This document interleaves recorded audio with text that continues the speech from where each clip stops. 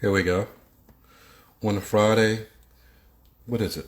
February 11th, 2020 already. All right, let's get started.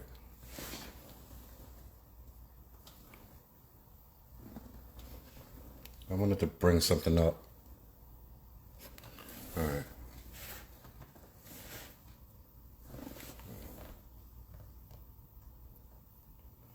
I think I got it. All right. Hey, what's up? So, we've been discussing a lot this week. Here I am on Facebook a little while ago, and certainly got my thing for next week. Yeah, we're gonna have to do this. I did a YouTube on this YouTube video on this about maybe 4 or 5 months ago. It was actually one of my first videos on YouTube. Since I'm moving back from Ghana last year. Let's see. It was I'm trying to think the title. Something about polygamy. Is polygamy the solution? It seems like that's another big discussion to going on or whatever. And I love to touch on this subject. But good day to you. I love to touch on the subject next week. So next week's theme is going to be about is polygamous network problems. But right now we're going to finish up with the theme that we've been having this week and up to Saturday. And just a note, for Saturdays, we're going to do it a little earlier so we get people who are not able, because of the time difference between here in the U.S. and West Africa, to get on. So we're going to try to hit up like around 2 o'clock. That'll be like anywhere from 7 to 8 or 9, depending on where you're at in West Africa. But the thing for this week has been the same. What is your level? When I say what is your level for our weekly theme is, what are you fit for?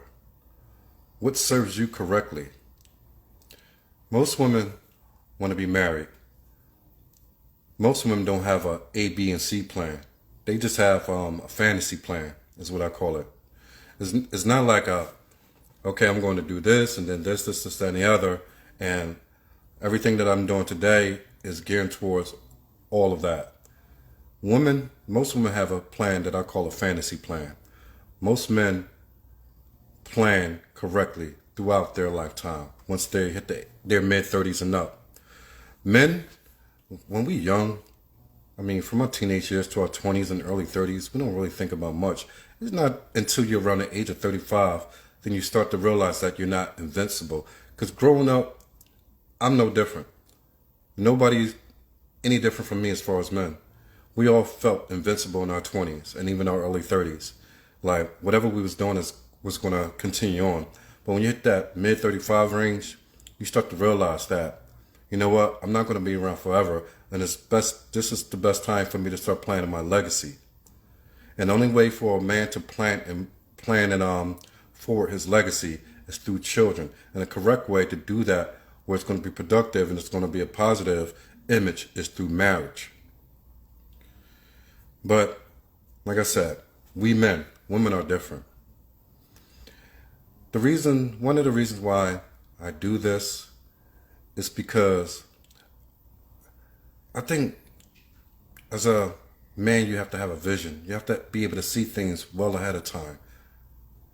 And what I see is a lot of bickering going back and forth on social media, YouTube and so forth about black versus African. I don't even get that. I mean, you got dickheads all over YouTube now. Even want to comment on my YouTube videos when I make a video how we should stay away from Africans, because I don't like them. Black people say this. But I guarantee you, this man is not a good earner. He doesn't have much going for himself. But that's what you get with certain people. That's why I say there's a certain part of society that really wants to build the black community, build it through all means necessary. Take this for instance. The United States of America has, as we know, either first or second, depending on how you look at it with China coming up now. But let's just take it before the last few years. Let's take it for the past century, past 5, 6, 7, 8, 9, 10 decades, whatever you want to, however you want to break it down. Since World War II, the United States military was considered the strongest military in the world. But they were not strong because they were by themselves. The U.S. have to have allies. In order for Europe to defeat the Germans, they had to bring in the United States and even other countries. But I'm just talking about the two major powers. Without the United States, Europe could have never defeated Germany. Without Europe, the United States could have never defeated Germany. They had to come together. Same people of the same blood. Europeans sent their worst of the worst off to America to procreate in the land and take hold of it. If you don't know anything about the British Civil War against the United States, I suggest you look it up, but we're not going to get into that. It's when the British came here to the United States and waged war against us, and that's when they had to enroll the black slaves that they got from Africa in order to defeat the British, in order for the British not to take over this land, America. And that's why we have Independence Day. A lot of you may not even know. That's what our July 4th Independence Day is. That when the British rule came to the United States and determined to take the land over, because they sent their people over to pretty much scope it out. And when the United States decided that they were just going to be a country within themselves, the British waged war on the United States. The United States didn't have enough people to fight the war. So without the black slaves who they enrolled, that's when they was able to overcome the British Army. So all in all, no one can defeat an enemy or an oppressor by themselves. We've been trying to do for so long. So back to what I was saying. United States and Europe, two allies. They've been the stronghold as far as military. But one without the other becomes so weak that they're not as powerful, and they fear the threat of Russia, China, and Iran and Iraq, and all of them linking up together and waging war on us. But you understand what I'm saying, that they had to become allies. United States and Europe, same, when you talk about the white Europeans and the white Americans, same bloodline. They was transported on a boat from Europe to America. But two separate cultures now. For whatever reason, they can't stand each other. But yet, they're still allies. And that's the same thing that we have to do. We can't just call, but the difference is we can't just call our African brothers and sisters allies. We have to know and understand that they are our family. We are the same blood. Even if our bloodline was tainted some, it wasn't tainted at all. You're talking about a small fraction of people that was tainted with European blood. Maybe 15% at the time. The majority of black Americans still have the same bloodline that flows through them when they came on the boats from Africa, that was passed down from generation to generation. Even then, the black gene is more dominant than any other gene. That's why two black people can have a white baby, but two white people can't have a black baby. Two black people can have a baby of any color, of any hair texture. No one else could do that but us. So, we have to understand that in order to overcome the way we are today, we have to link with each other. We have to be there for each other. And as I said before, if you go back to the olden days, even in Africa, this went on all around the world though. In Africa, you had tribes who were fighting against each other, kingdoms who were always war against each other. I mean, this is way before Shaka Zulu, South Africa, and all that. But this was normalcy. Go back to Babylon the Great. Go back to the Roman days, when they fought against the Arabs. All this is human history. Human history continues to repeat itself. The only thing that's changed today that we know is technology. Other than technology, human behavior is the same. But unfortunately, we don't learn from our own behavior and the behavior of those around us. When one kingdom in Africa felt threatened from another kingdom, even in biblical times, they would give their daughters into marriage to another kingdom that they felt could be an ally. So through that marriage, those two kingdoms or tribes became allies with each other, like family. So they came together and became powerful enough to overcome a mutual enemy. And I'm not saying our mutual enemy is a particular race or anything. What I'm saying is that it's a system. So in order for us to overcome a system of oppression, systematic racism, in order to overcome that, it's going to take us to hand our daughters and sons over to each other to strengthen ourselves. We all benefit. We don't have to struggle anymore. We don't have to be so separated anymore. We can reap the benefits and the fruits of each other's land and work together and progress and get closer and closer to the point that our sons and daughters and their sons and daughters can take the rightful place where they belong that once was in this world. Everything changes. The world has changed down hands to the rulership many different times. You go from the Egyptian days to the Babylonian days, the Greek days, to that of Rome, to that of German, to that of the UK, to the British, to the United States.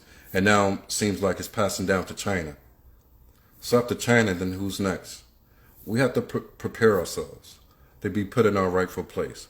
Because the world started with us. Before the Lord comes, it has to end with us so that we could be in our rightful place when he comes. And as I said, that is going to take us joining and marrying together so we could build not just bridges, but we could build family units. There may be some people that disagree with me. There may be people who agree with me. Whichever. I want people to speak their mind. I don't want people just to get on or when I talk to them and say, oh yeah, I agree. Listen, you even agree or you disagree. If you have a reason for either or, I like to know. But it's imperative that we continue to talk about this. Because this is not just our future, but our lineage, our legacy. Our legacy is going to be handed down to our next generation. And unfortunately, the previous generation, we call that baby boomers generation. I don't know. I forgot to ask, what do in West Africa, what do they call that generation? But unfortunately, on both sides, the previous generation, the last generation that came up before me, did us dirty. They didn't direct us correctly. And now we're sitting here suffering from their mistakes. But we, the generations that are adults right now, we can fix this. We can fix this.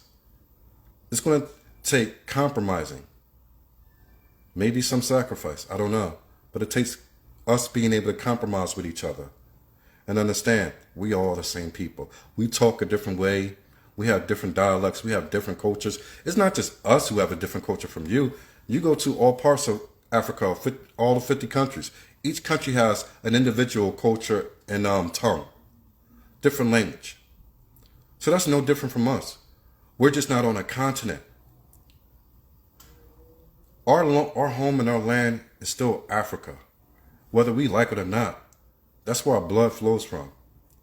We are still part of Africa. We all have the same blood flowing through our veins. We all have the same color skin, different shades. We're the only people on the face of the earth who have as many shades of people as we do. We are a special people collectively. We are a special and peculiar people. There's no doubt that we are God's people. God has given us the strength to deal with these ordeals that we go through, because no one else in this world collectively go through what we go through. Now, this is another thing that I want to say. Imagine this. A lot of Africans talk about it's always the government. And I know we have fun with the live video on YouTube about that. It's the government, it's the government. Booyaka, booyaka, booyaka, it's the government. But, you know, all jokes aside, look at it this way. Take you as an African. Take a black American. You have children. Now there's dual citizenship. Now, with that, you continue to breed down the line. Those children have dual citizenship because you have it already. So they are what you are. Now, generations after us, we have a whole group of people who have dual citizenship.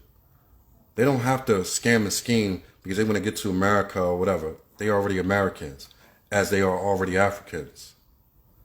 Now, when our children's become our leaders, we may be long gone from this earth, but we have to put in the work now in order for they could benefit. There's benefits for us, but ultimately it's about the primary goal.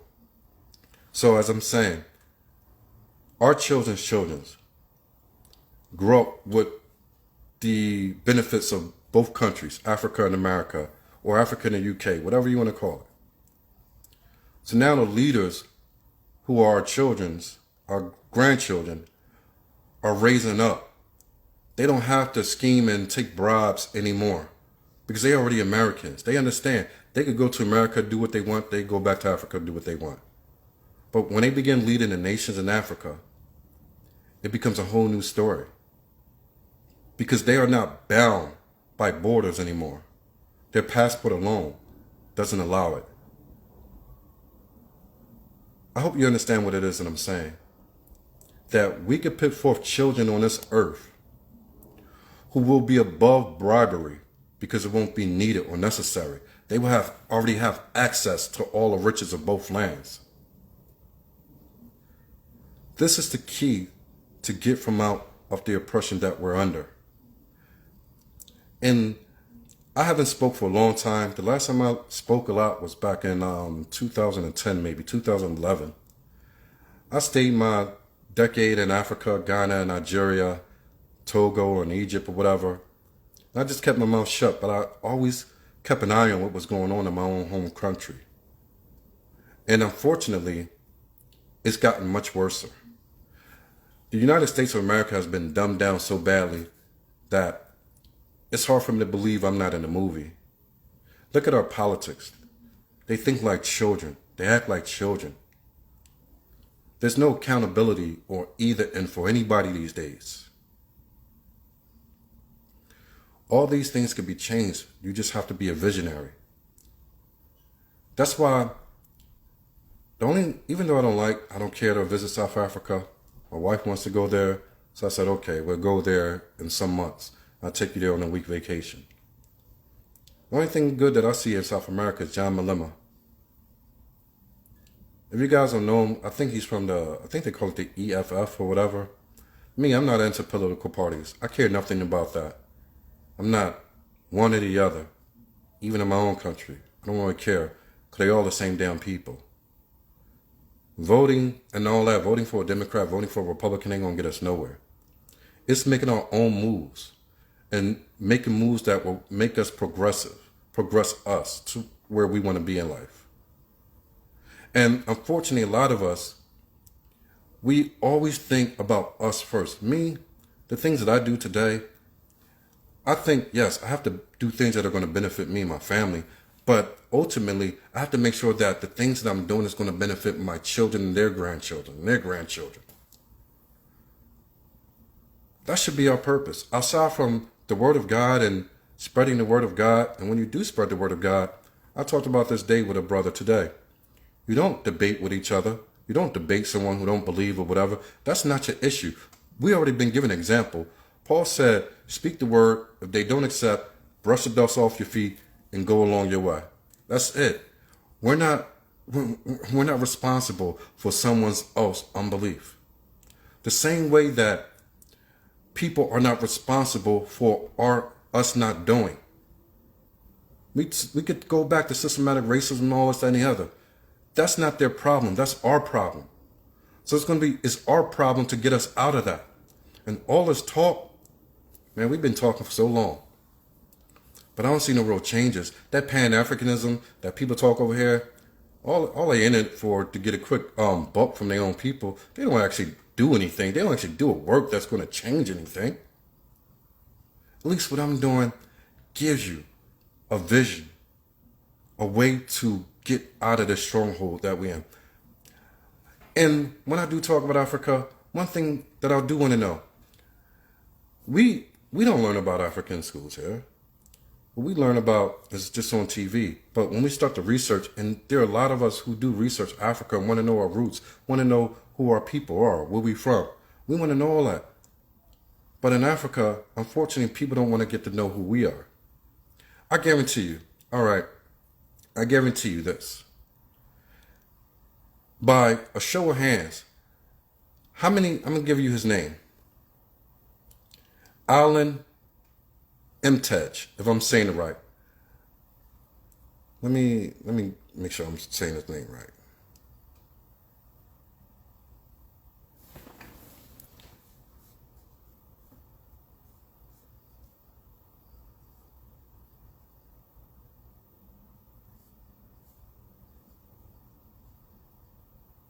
Okay, that was something else. So he's an engineer. His name was Mark Dean. Mark Dean, who worked for IBM. IBM created the first. I think they used to be a branch for the military, the U.S. military. So, an engineer by the name of Mark Dean, who was a Black American, was the one who invented the computer. The very computer, laptops, and everything we do today, Black America invented that. But Ghana, Nigeria, Togo, South Africa, East, North, whatever. How many of y'all learned that in school? And if that is so, why wouldn't you learn something like that? Why wouldn't you be keen to learn something like that? That the very computer that we work on today was created by a man by the name of Mark Dean, a Black American.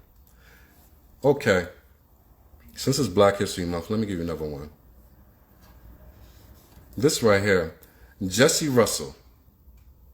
Jesse Russell, back in 1988, was the one who created the first cell phone. The very cell phone that I'm using right now, and that you're using to watch me, was created by a man by the name of Jesse Russell, who was also a Black American, who was a descendant of slaves, just like I am. But how many of y'all know that? You understand?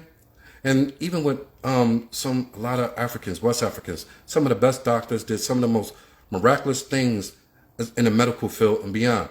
Even today, you see brothers. One brother in Africa just created a glove that can do sign language. Those who can't speak, who use sign language, the glove itself speaks for you. Amazing. Another brother created a TV that doesn't need to be plugged in. Doesn't take electricity, but works. We are the greatest creators on the face of the earth. There's no one like us. And when we come back together and put ourselves back together as one, we will see that. We are the greatest creators. The majority of everything that was created in America was created by Black slaves. Back in the day, when slavery was still legal, what the slave masters would do, they would give the black slaves an opportunity to be free, or even earn an income. But in order to be free, they would say that you would have to create an invention that will benefit your slave master financially. And then if that benefits them financially, you can either be paid something small fraction or free, but you can't take credit for it. Meaning that your slave master have to be put on the certificate of the creation itself. All this is, you can research this is all true. I mean, the White House. How many Africans know that the White House was architected by a descendant of a slave? Fully, by himself. And it was Black slaves who built it. this is why I say that we really need to do this work to be together. What's up, Julie? Let me know if you. Let me see. Let me see. All right. Let me see. Do I get a request? All right. Y'all send your requests in. I'm gonna take a 30-second break. So who's ever coming on, send your request now.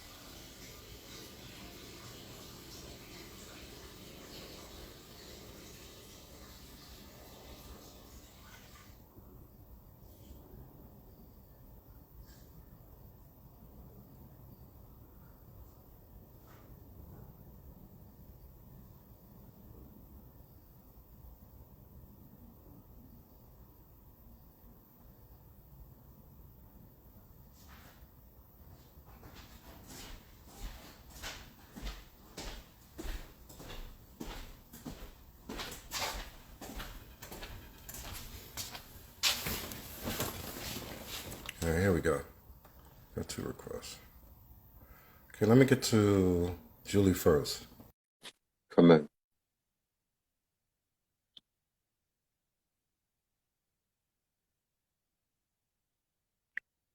So let's get this thing rolling, man. There's so much. I mean, there's.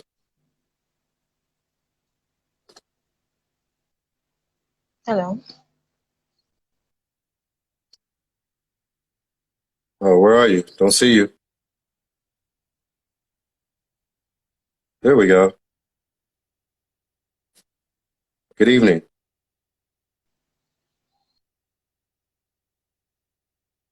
Are you there?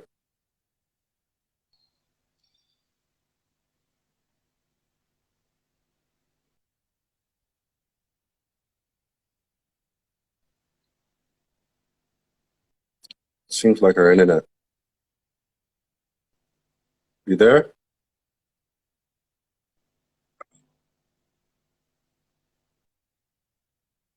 Let's see. We got someone else. All right, you get your internet fixed. We're gonna see if we get someone else in here.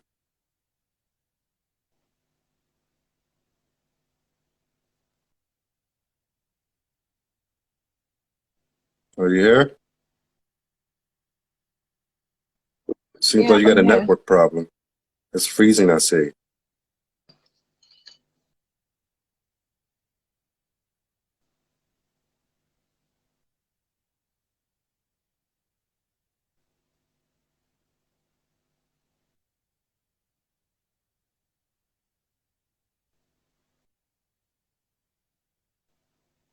Yeah, I'm giving you time.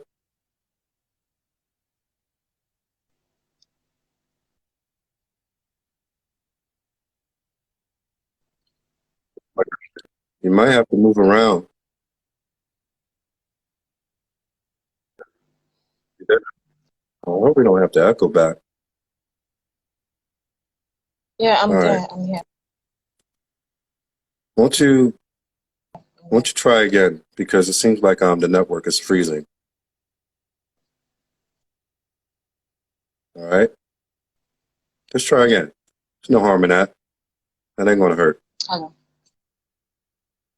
Yeah, I can hear you. Now I can hear you. Can you hear me?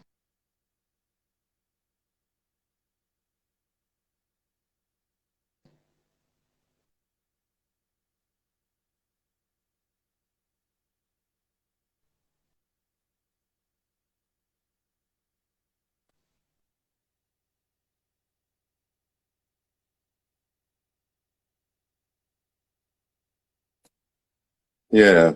I'm just waiting for your internet to clear up.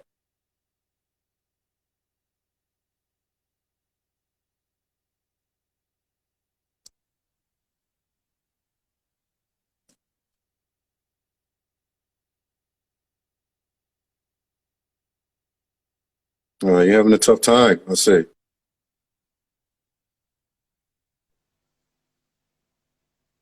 Can you hear me? All right, that's what I'm saying. Let's try it again. Let's see what Oh, happens. We got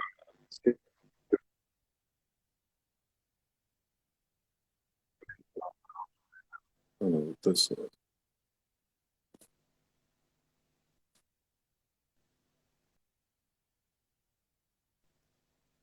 All right, so I'm not sure what we're gonna do here. Um, so it's Juliet. So it seems like Juliet having a little trouble with our network. So we see what she can do about it.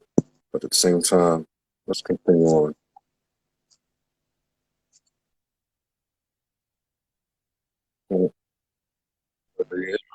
Yes, I'm here.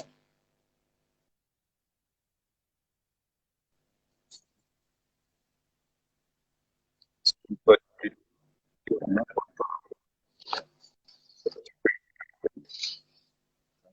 try something. okay, so that didn't work at all. All right, let's get back to the conversation. Um, we got a long way to go. The sooner we start, the better. We can't keep sitting here and being lackadaisious and think that things are going to happen for us. See, that's another problem that I have. That a lot of people think that something is just going to magically happen, that someone else is going to do it for us. And the reason why things remain the same because we don't get up and do anything. Now, what I'm doing, I'm sitting here and giving you the game plan to our success. Now is about you listening, taking hold, and sharing that information, and saying, you know what? We've been doing the same things over and over and over for centuries, and none of it has worked. So let's go back to let's go back to what worked before. Let's go back to what we know that does work, because everything else doesn't work. So let's go back to what we know that do work, that has worked. There's evidence that it does work.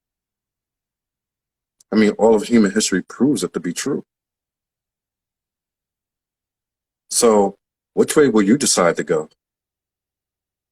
And like I said, man, you got these dickheads that's on social media talking about we don't want to have anything to do with African immigrants. See, the thing is this, and I'll break it down to you like this. You do get a lot of African immigrants who come over here and they start to think differently about themselves. They don't want to see the whole plight of Black America because they're not treated as such. They're looked at as being a different version of us. So they're going to be looked at as in a different way. But that don't mean that you look at us a different way. That don't mean you turn. The thing is, we fought hard for everything to be what it is today, as far as people being able to immigrate into this country. Because there was a time that Africans were not allowed to come here. We fought for that. If you go back to all the civil rights and all those movements, we fought for that. But this is the issue, that a lot of people are saying what they're saying because they're dealing with the wrong type of immigrants. My best friend, Lundy, is an immigrant from Haiti. I consider him smarter, braver, more than most Black Americans that I know. He stands as a Black American, but he's born in Haiti. His family was born in Haiti. I have nothing but the ultimate respect for him. So it's all about who you're talking to. And what I'm talking about is not bringing groups by families, but us to build families with them. No matter what group of people you are, there's always going to be a Judas Iscariot class. You're always going to have traitors within your group. That's human nature. Get used to it. It's been around since the beginning of time. It's been around since Cain and Abel. You're always going to have that. So don't cry about it. Learn how to maneuver around it and get to do things you need to do. I'm not sure who this is, but let's see.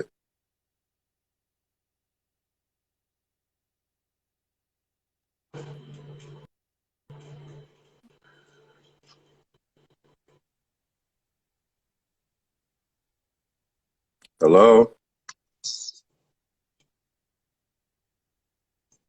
Hello? Hello. Okay, we're not going to do this if we can't see you.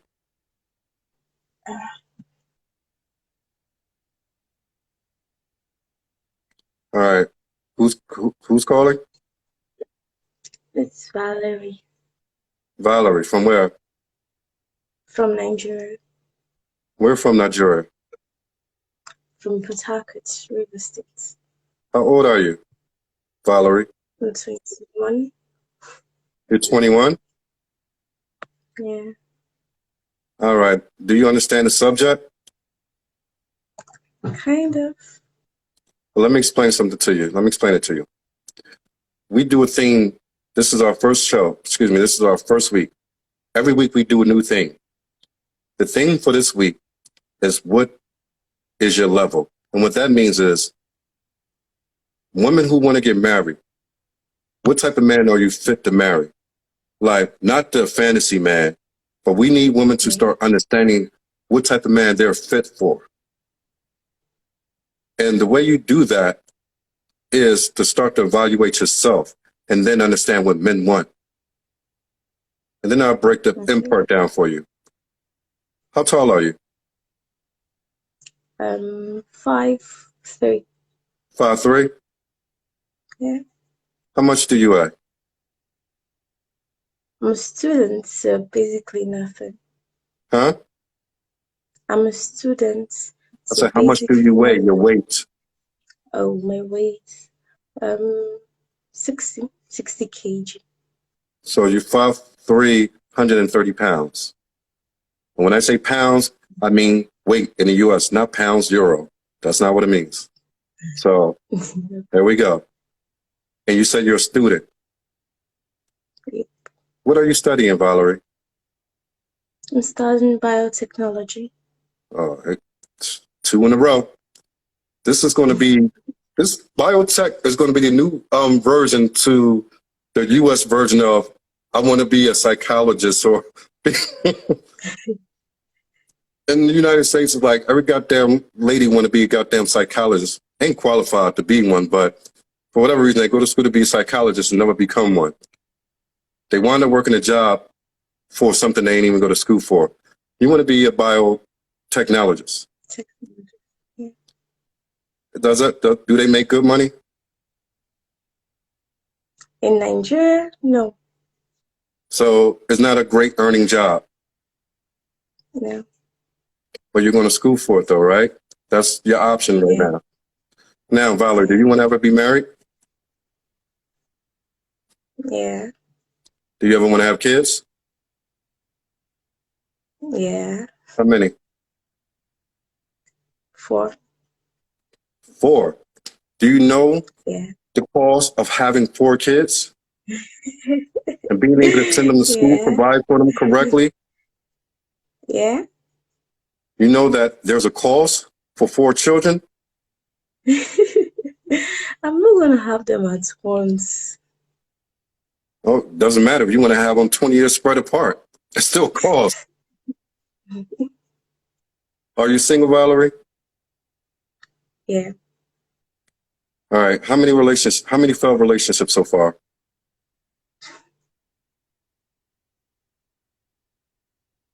None. Well, you're single. You never had a boyfriend a day in your life. Come on now. I mean, you're talking to me, though. None. Never been in a relationship. Are you a virgin? Nope.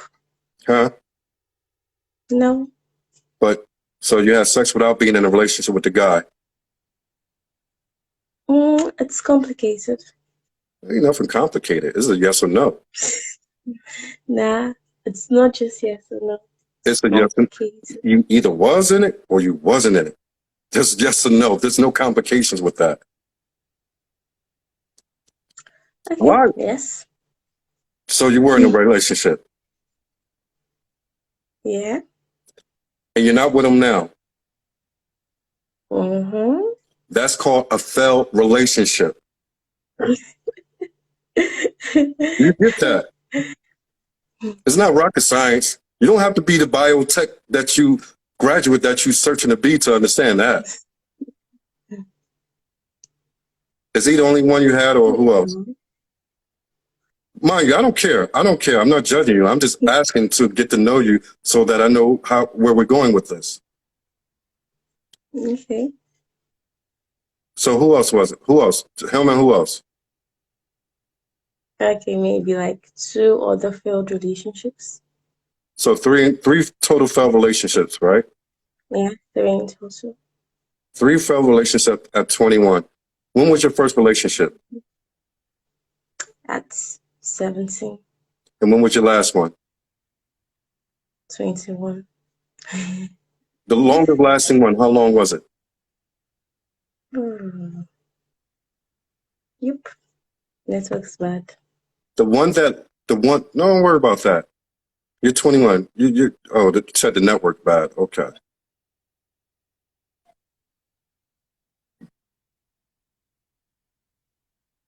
Valerie.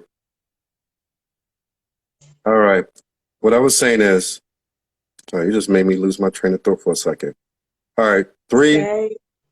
Don't worry about it. 3 failed relationships at the age of 21. I was asking you, which one lasted the longest? How long was it? The last one.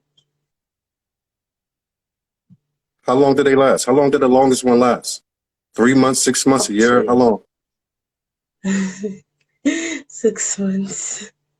Why did it break off? Who broke all 3 of them? 1, 2, 3. Out of the 3, how many did you break off? How many did they break off? Broke 3 of them. Out of the 3 failed relationships, how many did you leave and how many did they leave you? I left in the 3 of them. You left all 3. Yeah.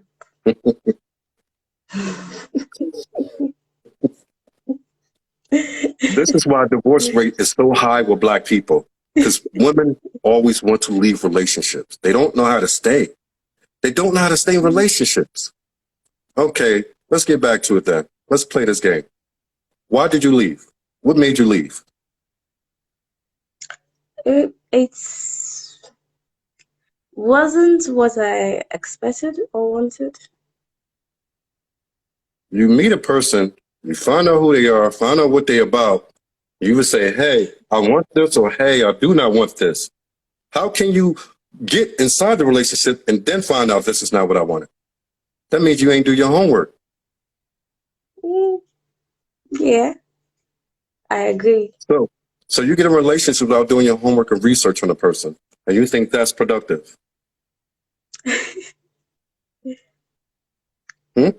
It's different here. It's different here. I lived in Nigeria long enough to know what it is. It's I lived in different Nigeria, here. Lekki, Akorodu. I lived in Nigeria long enough to know what it is. It ain't that much different from the rest of the world when it comes down to relationships. It's just not.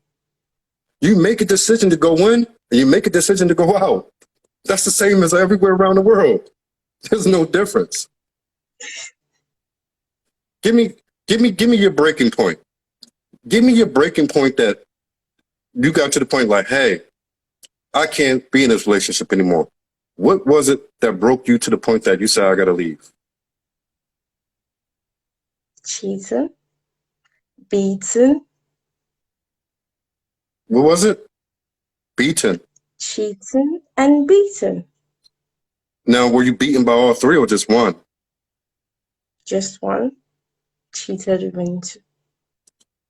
Well, I don't subscribe to that. Any man who put their hands on a woman is a straight bitch, and he ain't man enough to put his hands on a real man. So, that's how I feel about the situation. Okay, but the other 2 who cheated. First of all, there's no such thing as cheating because you weren't married. So how can they cheat when you're not married? Because we agreed to be together. You're either single or married. No, you're single or married. You can't. Okay. If you have a boyfriend, you're still single. Marriage is a commitment. That's what y'all don't seem to get. Marriage is saying that, hey, I'm committed to you upon whatever agreement we have with each other going into this. That's a commitment. Boyfriend, girlfriend stuff is not a commitment. It's saying, hey, you my girl right now until I find something better, or you my boy until I find something better. That's what that means. You understand that now? Okay. If you live life this way, you'd be less disappointed in life. You hear me? Live life Yeah. with this frame of thought, you'll be much less disappointed in life. Now, secondly, I'm going to go out on a limb like I'm trying to shoot a 24-foot three-pointer and hope that I'm going to make it by saying that these guys was all in the same age group as you. Yeah. Damn, I just made that three-pointer from 20 foot away. Wow, what a shot. Damn, I'm good. And guess what? You're good. Guess what? You're 21 years old, so if they was around 21 years old, what do you think you was going to get long-term with a 21-year-old boy? Honestly. I don't know. I was young, you know. But the last one just ended when you was 21 and you're 21 now. So, I mean, the same Yeah, I'm goes. still young. Yeah, you're still young, no doubt. 21 is, I always say 21 is the marrying age. 21 to me is the marrying age. I married my wife when she was 20 years old, coming out of, just out of high school in Ghana.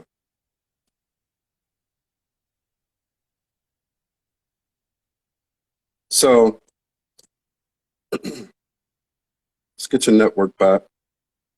So, this is where the discussion is going. Question. Yeah, go ahead. Did you get married at 21? I'm a man. That would be foolishness. A man is not ready to marry till he's almost 40. Because men cannot be productive men and providers and protectors and directors of a family until he's in his late 30s to 40s. This is what some women don't understand. I got married when I was in my 20s. Yes. It didn't last because I wasn't ready. That first one, this is not even my interview, but I'm just giving you that example. Yes, I got married in my 20s and didn't last because I wasn't ready. I still wanted to be with as many women as I can be with and run the streets because that's who I am as a 21-year-old, 22, 23, 27, 30-year-old.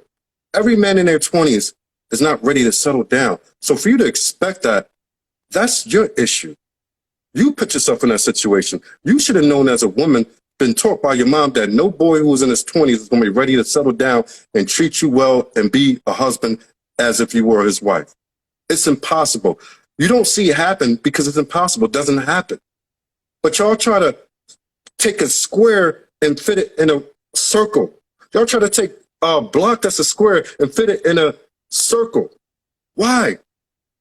Y'all can't change the biology or the thinking of a man. Y'all can't change the way boys think. But y'all want to. Then y'all get broken over this nonsense by damaging your psyche, by going through this over and over to try to do something that can't be done. Y'all have to wake up from this. You want 4 kids. You want to be married. You know that you're not going to make a salary enough to take care of 4 kids or yourself the way that you want to. I would say, let me ask you this. Judging by your face, overall look, on a scale of 1 to 10, what do you give yourself as far as the looks? As far as what levels? Looks. As far as your looks, on a scale of 1 to 10, what do you give yourself? A 7. I'm going to go with a 6. And a 6 is no disrespect. Okay. 5 is average. 6 is above average. So you're above average. You understand? Yeah. So 6 means that, yes, you're above average, and you throw all your things on or whatever, you could be cute and make it a 7. When you want to go out and be flashy and all that and look as sexy as you want to be. So there's nothing wrong with that. But you know what a 6 will get you in this world? It's not a bad thing. A 6 will get you what most people get. The majority of people in America are average looking to under average looking people. I don't know why people don't understand that. The majority of people in the world are average looking or less. For you to be above means that you're better than the rest, better than the majority. An average looking person or slightly above average who's a 6, who's 5'3", 130 pounds, a student, studied being biochemist, 3 failed relationships, Guess what you can imagine. Guess what you can envision.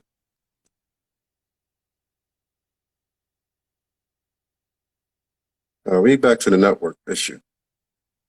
Let her come back on.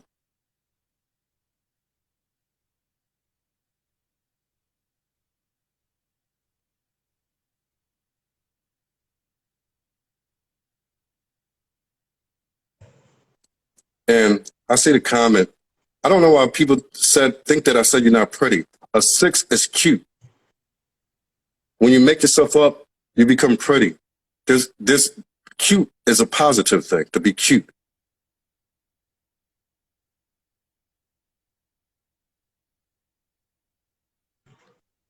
All right, we here? Yeah, we here.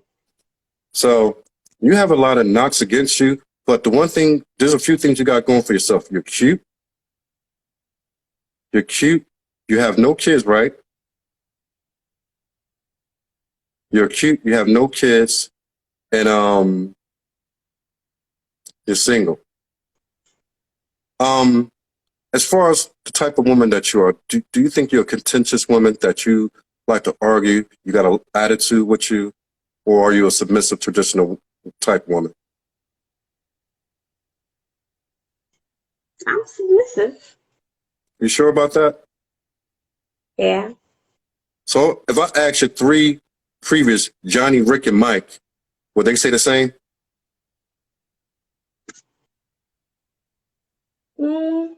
I think so. You think so, you know so. The thing is not to be sure I yourself. hope so. I hope so. All right. Do you see yourself being a submissive, traditional wife? Were you raised to be one from your mother? Yeah. At what age did you start learning how to be a traditional wife? I think since 12. It should have been 6 years old. Your mother did you disservice. She should have started at 6. But we're going to go with 12 years old. Submissive woman means what? It means to cooperate, be cooperative, to understand, to not nag, to follow the instructions of your husband. Do you agree with that? Yeah. Yeah.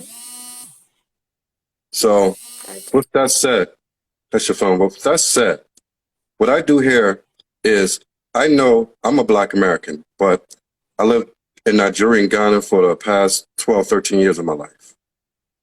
What I do as a Black American, I believe that in order for us to truly, truly become a powerful people, we have to be able to build families with each other. With that said, if I told you right now that your option would be a man around the age of 45 years old, say 42 years old, a 42-year-old man who's at the point of his life that he makes good money to be able to provide for a family of 4. But that is only living a middle-class lifestyle, meaning you don't get the extra fancy stuff because you got 4 kids, remind you. 4 kids cost a lot of money. And you're fit for a middle-income individual. So that means with 4 kids, they're going to go to public school. You're going to be able to buy a house with a 30-year mortgage. You're going to have a car, 1, maybe 2, depending if you want to work on the side. Do you want to do any work on the side, like part-time work to help out? I will. Okay, so if you're willing to do that, then y'all more than likely can have 2 cars, a his and her car. Car for hubby, a car from the wife. 42-year-old Black American man, middle income to slightly above middle income. That will be your only option. Would you accept that? No. You wouldn't accept that? No. Because here you could get better. You could get better here. Oh, You could get better options here. Yeah, that's fine. That's why I'm saying I'm just throwing it out there. You don't have to agree with it. I like to know that. Yeah. And your reasoning is because what? I just want to know, just for everyone to hear. Because there are better options here. I know. Give me a detail of the better option versus that one. Just say it. Well, You're free to say anything you want. well, we tend to get the guys here tend to get married younger. So I don't need to get a 42-year-old Black American. I could get for 32, at least 10 years younger. I getting married. So you thinking that you want to get married to someone only 10 years younger? Yeah. Yeah. So then, now the marry in Nigeria would be your best option, like you said. If that's what you Not want. really a Nigerian, but a Black, not necessarily a Black American or the Blacks. What you mean? I don't get you. Not just a Nigerian, Oh, you mean just and a not just, black man in Africa, point blank. yeah, Black men in Oh, Africa. okay. Now, how long do you intend, how many years do you think will go by before you're ready to get married? 3, At 3, you'll be 24 years old. yeah. You'll be 24 years old. So you already had 3 failed relationships, so we're going to add 3 more within the next 3 years. So you'll be 24 years old with 6 failed relationships. Hopefully no babies out of it. And Hopefully. this 32-year-old this 32-year-old Black African man is going to choose you because of he's going to choose you over the 21 years old that came up after you because of what? Because I'm ready to get married. Men don't marry just because someone's ready to get married. That's not how men act. That's not the behavior of men. Well, the 21-year-old girl in Nigeria is not ready to get married. You do know you don't decide whether you get married or not. We do as men decide whether to marry you or not. You do understand that, right? Decide whether to say yes or no. Hmm? The women decide whether to say yes or no. No, we pick who we want. And And we decide to say yes or no. yeah, you can decide yes or no, but we have to be determined to marry you in the first place. You understand that? We are the ones who are going to be the providers and the protectors. So we choose who we want to marry. But we choose for a reason. And I'm asking you, what reason is this 32-year-old man and you're 24 is going to marry you? You could tell me. I mean, you might have good qualities. Huh? Oh, but I don't know for him. Huh? I don't know for him. That's his cup of tea. This is the problem. This is the problem. You don't know what that man would desire in you. So how will you attract a husband if you don't even know what it is that he will want from you? Because currently, I'm not interested in attracting a husband. I understand that. By the time I'm 24, I would. You think you'll figure it out? Yeah, I figured by that time. Now, I'm not interested. So you don't think you should have figured that out before you turn 21? No, it's not that easy. It's not magic. Nothing is magic. It's called hard work and investing time into it. You was determined not to invest any time into it. And you got the outcomes that you got. 3 failed relationships. And now you're saying that 3 years from now, after 6 failed relationships, you're going to go get a husband. As if you're just going to walk up and strong on home and beat him over the head and say, hey, you're going to marry me. I mean, I mean, in your mind, that's like how it's going to work. But what I'm doing, look, if you want to marry an African, that's good. We all the same. I'm just trying to build bridges here. But I'm going to stay with this. But I want you to understand that you have to take the time out and figure out what is it inside of you that's going to make a man want me. What is going to make a man desire to be with me for the rest of his life? Yeah. You understand? Yeah. But if you sit here and wait 3 years and say, I'll wait 3 years from now to figure it out, it'll be too late. Your mind will be so damaged from all the other previous relationships, and it'll be hard to get involved with anyone after that. This is something that you need to figure out now. You get me? And I wish you the best, and I want you to find that man. And listen, I'm gonna let you go. All right. I have no idea. I gotta figure something out. because I don't think Instagram just, maybe I'm wrong, for 60-minute lives or whatever. But I'll figure it out. But that was Valarie from Nigeria. She's definitely seemed like a cool girl, cool person.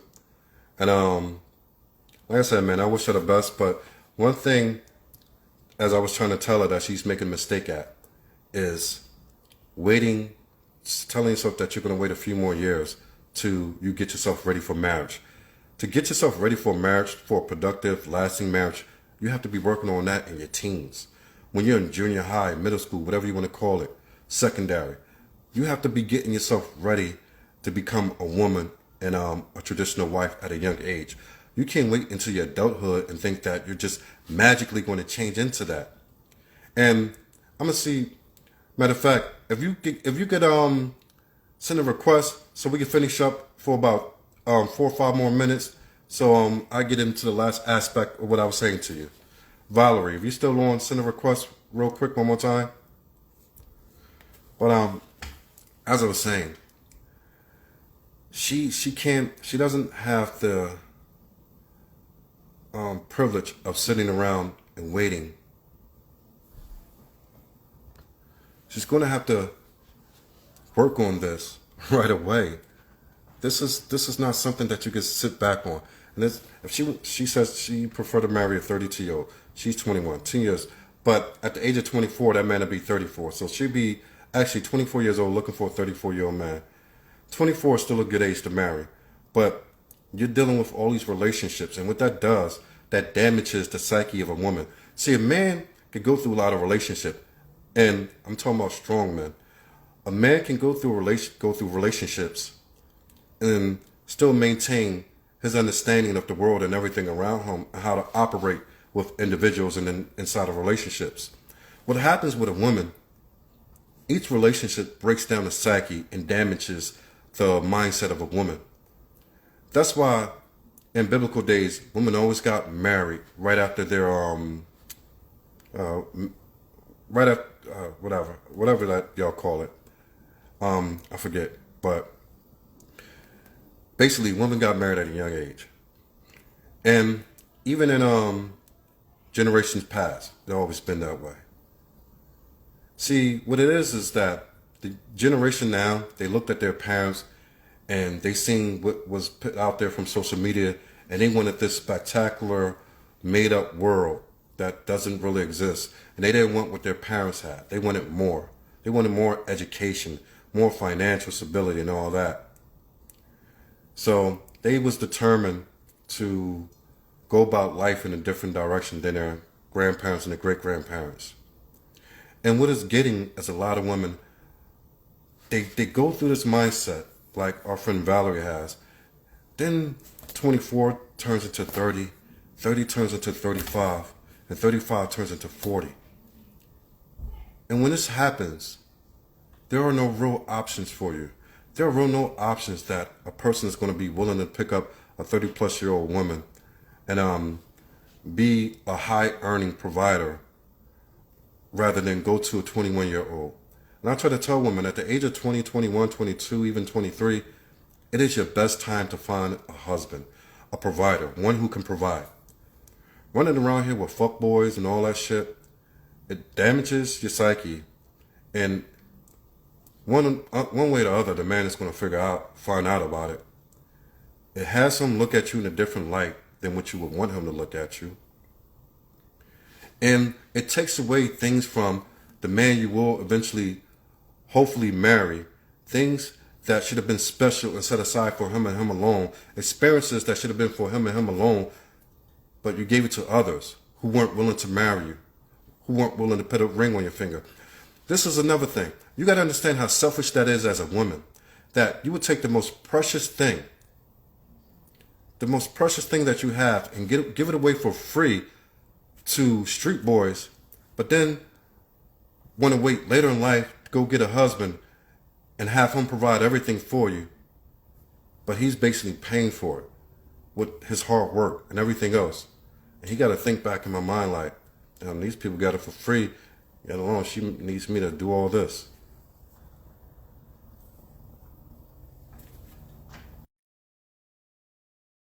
So, I mean, it's funny, like we can have fun and talk and chat about it, but at the same time, there's consequences to everything that we do. There's consequences to everything.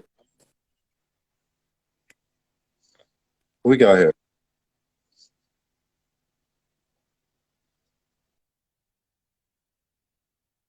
Hello, you're on the Marion Garner show. Who is this? Looks like says Juliet again. Not sure if okay, Juliet again.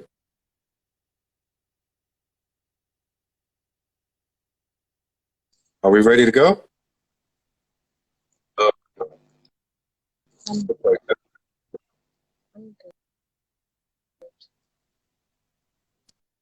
Hey, are we ready? Juliet seems to still be having network problems.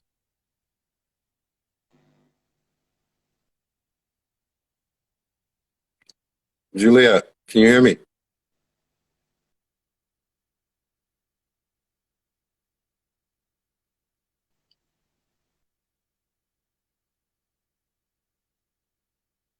Can you hear me?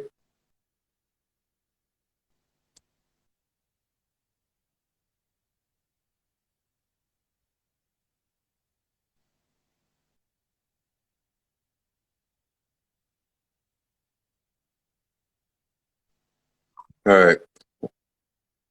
Hello? All right. You really having a lot of issues with your network. Hey, yeah. Um, if we can't get it right tonight, we have a much earlier show tomorrow. So, I mean, if that's going to fit you. So we'll have a show tomorrow, much, much earlier, like about 5 hours, 6 hours earlier than it is tonight. There you go. Is that you?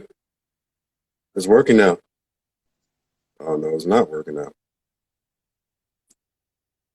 All right, let's see if she figured it out. If not, we'll get her on tomorrow. But as I was saying, y'all, a lot of women are so selfish today.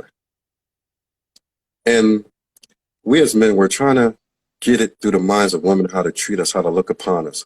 And when she said that, which is true, a lot of boys do get married at a young age in a lot of parts of Africa.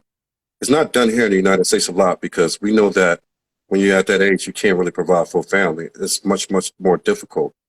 And most men don't really get into their prime financially until they're in their 30s. So that's why we don't really marry in our 20s here, because you don't earn enough to really do anything. But Juliet is talking about marrying someone her age 3 years from now, 10 years old or whatever. Even in Nigeria, a 30-year-old man is not making a substantial enough income to take care of and raise 4 children. It's not a good look. It's not a good option. But unfortunately, our women, our sisters make a lot of bad decisions. They put emotions and lust in front of what's best for them. And I was just talking with someone today that women today don't understand that love is not lust and lust is not love. Love doesn't come overnight. Lust doesn't come when you meet somebody. That's called lust. Love is something that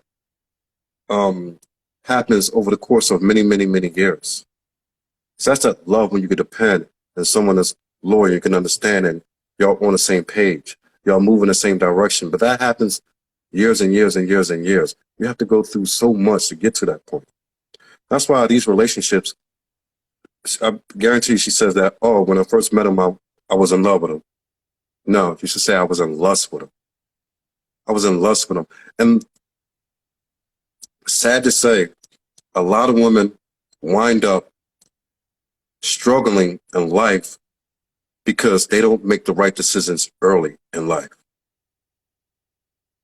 Women struggle in life because they don't make the right decisions early in life. When a woman is making a decision on her life, it needs to be made early on while she's in her youth. She has the ability to attract a man who can provide. But what they do, they go on these feelings and emotions. Women are so emotional, that's why they can't think straight and make the right decisions in life. That's why you have a 21-year-old girl hooking up with other 20-year-old boys, and for some strange reason, expect something to come out of that. And it's not just her. I'm not talking directly at Valarie. I'm just talking to our sisters in general. There's consequences to every decision that we make in life. See, it's much more difficult for a woman to make a bad decision and still come out of that okay. We as men, we can make bad decisions through our entire 20s and even into our 30s. And still come out of it okay, get our shit together, and by the time we're 40 years old, we figured it out. And we know that we can still go get what type of woman that we want because we finally figured it out. As a woman, you can't do that. So the decisions you make today is going to decide everything. It's going to decide your outcome for the rest of your life. The type of men, if you want this particular man, there's a consequence to that. If you choose this particular man, there's a consequence to that. There's a consequence and outcome to every decision and every type of man that you choose as a woman. And this is the thing that I always say, men, we look way ahead down the line. That's why we could play around and fuck around in our 20s and our 30s and fuck everything in sight because we know we're not staying long. We're going to tell you all the good words that you want to hear. We're going to tell you, oh, boo, I love you, this, that, and the other. Oh, I'm never going to leave you. We can tell you all that. We do that. That's what we do when we're young and dumb. But our young and dumb mistakes is not going to doom us to failure for the rest of our life. Your mistakes more than likely will doom you to failure for the rest of your life. My whole thing is to get women to learn how to choose better for the benefit of the rest of their life and their children's life. That is the basic foundation of this right here. To help women learn how to choose better options in life so that they can benefit themselves, their families, and their children's children. You can't benefit yourself when you got two 21, two 23-year-olds running around together, and neither one of them can pay for a ham sandwich. And then want to go and have 4 kids. It's called bad decision making. It's called bad decision making. I'm 46. I chose my wife when I was 40, and she was 20. I was 39, 40, whatever. So my wife was 20 when I found her, just coming out of school. I was 40. She understood. It wasn't about love that we got together. We love each other now. 5 years later, going through it, we've been with each other for so long. We've been with each other every day of the week. We sleep with each other. We lay with each other. We travel with each other. We do everything together. We love each other now, but I didn't choose her for love. And she didn't choose me for love. And that was made abundantly clear when we got into this. She understood that at the time, she thought I was a plaything and that I wasn't a serious guy. Later on down the line, she realized that I was trying to get serious about my life. Was I playing around with a bunch of ladies then still? Absolutely. But she understood that she seen changes in me. And she seen that regardless of my love of whatever it is that I used to do, I was a responsible person. And she looked at that and said, you know what? This man is a responsible person. And if I have kids with him, I know they're going to be provided for. And I'm going to be provided for and never have to worry about anything. That's when my wife chose me when I was 40. And I chose her because I knew that she was a submissive woman and she understood the authority of a man. I didn't have to go and bicker with her any and every day to get her to do the things that I needed her to do. And we have a loving relationship. I treat her with the utmost respect. She treats me with the utmost dignity and respect as well. This is what I mean by choosing correctly. You have to make better decisions.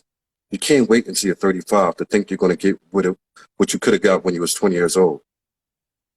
What you could get at 20 years old is very different than what you could get at 35 years old. Use your youth to your advantage while you can, because it won't last long. Years go by just like that. I'm giving you sound advice. Take it in, think about it, decipher it, and let it sink within your soul. Find your Abraham. Be a Sarah. Sarah was 40 years younger than Abraham. They loved each other over the course of years. Abraham had many concubines, just like the majority of people in those times. But his love was for his wife, Sarah. And I'm not saying go find a man 40 years older. I'm not saying that. They lived 200 and 300 years by that time. We don't live that long. So 10 years, I was always told from my grandma to find a woman 10 years younger than you. I was always told that. As a man's wife should be always at least 10 years younger than him. That's always a perfect fit. When you see relationships with men who are the same age as the wife, almost always you find that the woman is a dominant figure and the man is a weak man, weak individual. That's almost always the case. But if you want a strong man, yes, your husband should be about 10 years. She's correct in that. Your husband should be about 10 years older than you, without question. I just happen to be 20 years older than my wife. So I don't suggest that. But like I say to everything, there's exceptions to every rule in the book. So not every 40-plus-year-old man is going to be who I am, have the accomplishment, do what I do, or look like I look, or be what it is that I am. So I get that. But 10 years, yes. But that means that if you're running around with boys who are your age, you're giving away everything that belongs to the man you said you want to marry one day. You don't know who he is, but you want to marry him. But you're giving everything away.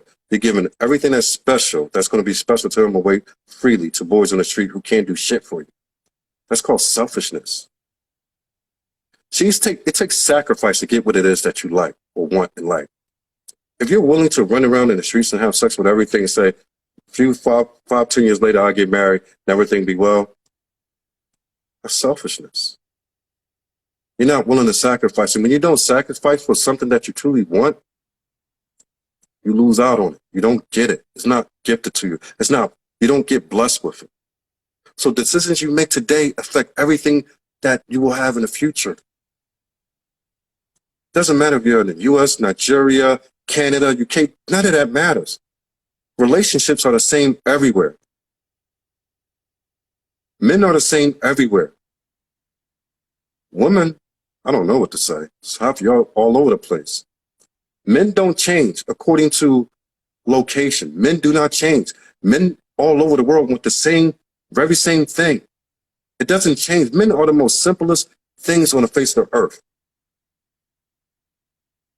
Like someone said, all we want, silence, a sandwich, and sex. Silence, be quiet, more so than not. Sandwich, cook for me when I need you to cook. Me, I do the cooking, so our relationship is different. Sex when I need it or feel that I want it. And that's how they say here in America. But it sounds bad, but it's not that bad. They just made it sound bad, just to make it sound derogatory. But men are simple creatures. We want peace. That's what the silence means. We just want peace in our homes. We don't want to be bickering and dealing with a nagging wife. Sandwich, we want a woman who's going to take care of home and take care of us while we out taking care of the world, fighting against the world to do everything, to be competitive against the other men out there in the world so that we could bring home what's necessary to provide for our family and raise our children up to be productive. Sex speaks for itself. So men are simple. It will not change. If you as a woman, wherever you are, want to marry or think you're gonna be involved with another 20-year-old boy, gotta deal with the consequences that come with that.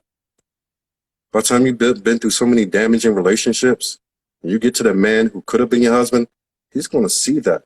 He's gonna see that you're damaged. Who wants to pay top dollar for damaged goods? Tell me. You a man, you work hard. You work hard for the last 10 years of life. Say if you are 34. You beat out the competition in whatever career path you've chosen in life. You're making a good salary. You're at a point in life like, oh, wow, I'm finally able to be the provider that I always wanted to be. So then you go check out the market for a wife. So then you go find a 24, 25-year-old lady. Beautiful. You're like, oh, man, this one, I'm attracted to this one. But as getting to know her, you realize that her psyche is damaged. As a man, who went out of his way to make himself successful. Do you believe that man is going to pay top dollar cost for a damaged product? Is he going to go and take his money and buy a brand new 2022 Mercedes Benz? Or is he going to pay that very same top dollar that he could get that 2022 Mercedes Benz and go buy a 2001 Mercedes Benz? Something that's been through so much, that got 100,000 miles on it. Which one is he going to choose? I'm finally successful. I got to the point that I want to be. So I'm ready to go pay a price. I'm ready to go pay a price in the market, a dowry, all that. I'm not going to take the brand new 2022, has no miles on it, is a virgin, no damage, hasn't been driven. I'm not going to go and buy the 2001 that got 100,000 miles on it, had 4, 5, 6, 7 owners. I'm inviting you into the way that men think. This is how we think.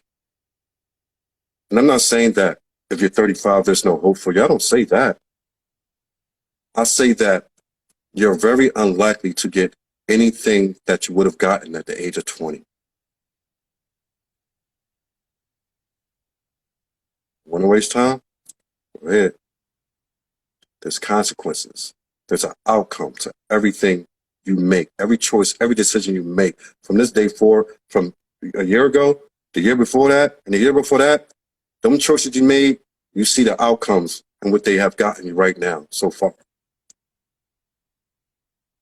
This is about women making better decisions. It's not about Africans marrying Black Americans.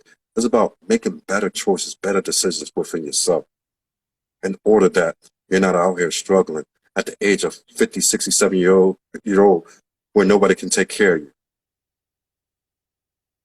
This is serious. And I know we laugh, and I will laugh with the guests and all that. And it's cool to laugh. We all one people. And I love that about us. But you got to get more serious about the decisions that you make in life. So, like I said, I appreciate y'all for joining. I appreciate you, Valarie, for coming on. Like I said, hopefully we can have you back another day, and get you on the right path. Because right now it seems like Valarie, it seems like she's a very nice individual, very nice lady, very nice young lady. But her head just doesn't seem like it's going to get her the outcome that she would desire in life. She's heading down a path that I've seen a million times over, and it's not good at the end. 10, 15, 20 years down the line, it's not good at the end of the road. That's why we get sisters like her on, and we want to do what we can to talk to her, encourage her, and be there for her. We got to be there for each other. It's not about clowning each other. We could, like I said, we could laugh and joke, make jokes about each other. That's fine. But at the end of the day, it's about helping and directing our people to move in the right footsteps, to move in the right direction, so they can get the best outcomes available to them for who they are in life. And Juliet, I know you tried to get on twice. You couldn't get on. We'll pick it up tomorrow, probably around 2 p.m. Eastern time here in the U.S. in Philadelphia. I think my Ghana time we keep changing. We have daylight saving time, so our hours fluctuate. We put the clocks 1 hour forward, 1 hour back, twice. We do that once every year. So twice a year, we change our clocks. So if I'm not mistaken, I think Ghana is 5 hours ahead of time. So we start at 2, that'll be 7 o'clock, 7 p.m. Ghana time. So for you guys, I want you to share this, send this to a friend, and let's continue to have these conversations. Like I said, next week, I'm going to confirm it on Sunday when I post it. But I think the theme is going to be based on polygamy and how we feel about it. And is it really a solution or not to a lot of our problems? As women today outnumber men 10 to 1. For every one man that's on the earth, there's 10 other women. So we're going to ask these questions, get into it. Then we're going to get biblical about it. Because I want y'all to bring y'all biblical information, or your understanding, I should say, to this conversation. Because I'd love to bring the Bible into it. Because a lot of people don't even understand what the Bible is telling us. But that's for those who are believers. And if you're not, that's fine. Still join into the conversation. Like I said, I got to confirm that we're going to talk about that on. I'll do that on Sunday and let y'all know what next week's going to be about. So for Juliet, hopefully we get you back on tomorrow. I think we got a couple other guests coming on, so tomorrow's definitely going to be even better show. And tonight was a great show. I say even better because really every show that we've done so far has been a great show. So, that's just me talking. So once again, man, I want y'all guys to have a good night, safe night. Continue to do what's necessary to work within yourself and prepare yourself for the outcome that you want. In order to get that outcome and be in a situation that you want to be in life, it has to begin with you. You can't find that from someone else. You can't find someone else and say, oh, that person is going to make me want to be this way. It doesn't happen that way. You could pretend for a certain amount of time, but you always come back to who you truly are. So work within yourself. Start in here, within inside of you. Get to know yourself, fix what you know is wrong, and then you will start to attract the outcome that you want in life. Everything takes effort and work. God is not going to bless you with anything because you pray to him. God turns a deaf ear to people who don't want to work at what it is that they say they want. That's why he blesses hard work and hard effort. In order to get that, you have to study yourself, and then you have to study the type of man that you desire in life and what it is that he wants from a woman. When you do that, then you're on path to get the outcome that you want. So I'm going to let you guys go. We're going to end the show right here. I hope you enjoyed it. If y'all enjoyed it, let me get a wave. Let me get a wave real quick from everybody. We